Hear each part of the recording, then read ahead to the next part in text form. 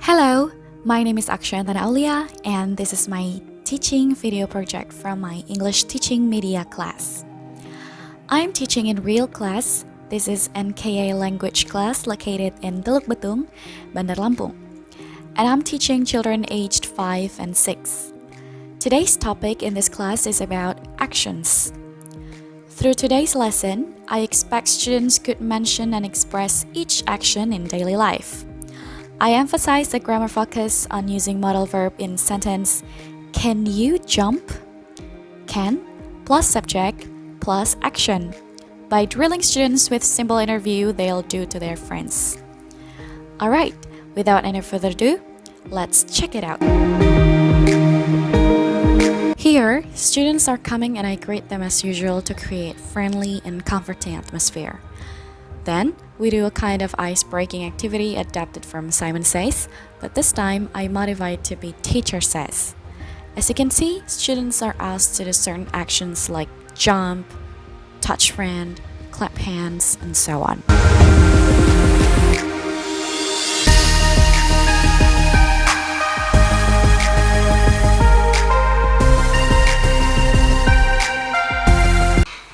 What is the robot doing? Yeah,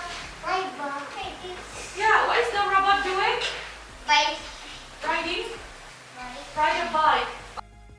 The next activity, I show them one of the pages in the book which has pictures of some robots doing certain actions.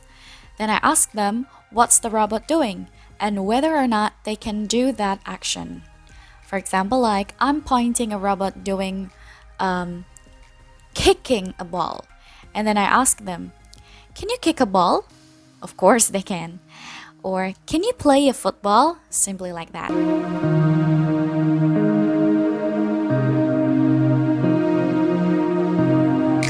Pupils Book, Unit 7, page 84.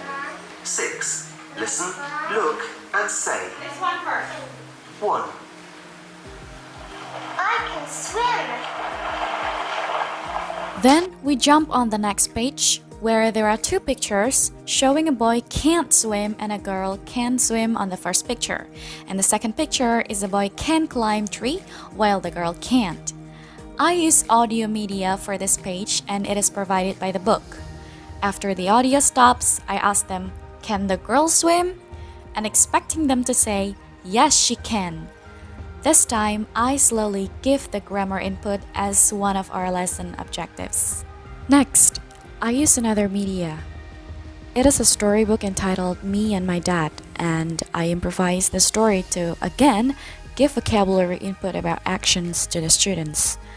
There, in the book, is provided big pictures of what the father and the kid doing, like running, playing football, jumping, dancing, and so on. Through telling stories, teacher could freely give so many inputs about the objectives of the lesson, including the grammar focus, the vocabulary keys, and moral value.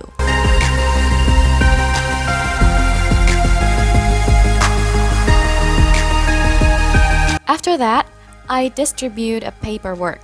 There, children are asked to stick the right picture to the right sentences written on the paper. I give them scissors and glue sticks so they could freely use those equipment and do the work. This is actually a little bit time consuming because we let students cut and stick by their own. But I guess this is a good idea to teach them also about using scissors under adult supervision.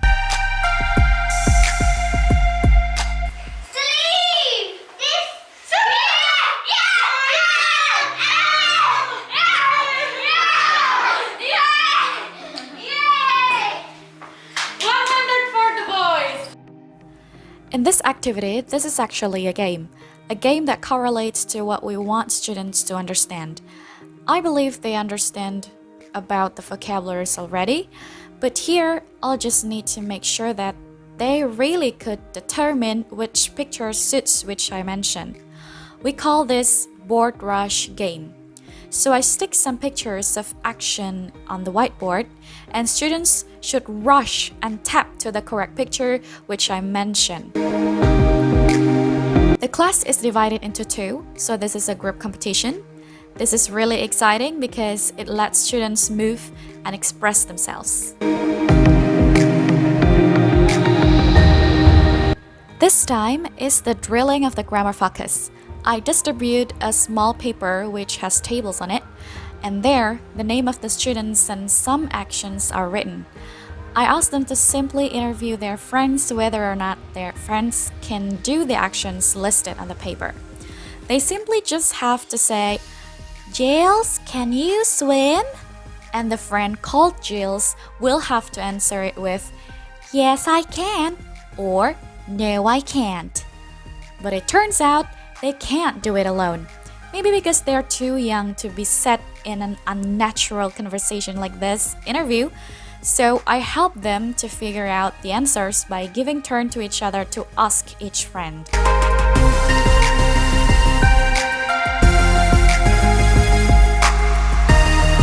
And finally, for the last activity is also a fun game. I set the class to sit in circle and use the audio media again to play a song provided in the book. The rule of the game is they have to pass a small ball I give them on the first place to the friend next to them. They have to pass it while the song plays. When the song stops, the one who's holding the ball will have to answer a question by one of his friends. This is inspired from the book 50 Creative Activity from Alan Malley in chapter Working with Music and Sound. As this is the last activity, I want to make it as memorable yet still valuable as it could. So students will go home with a smile on their face and get deep comprehension about the lesson.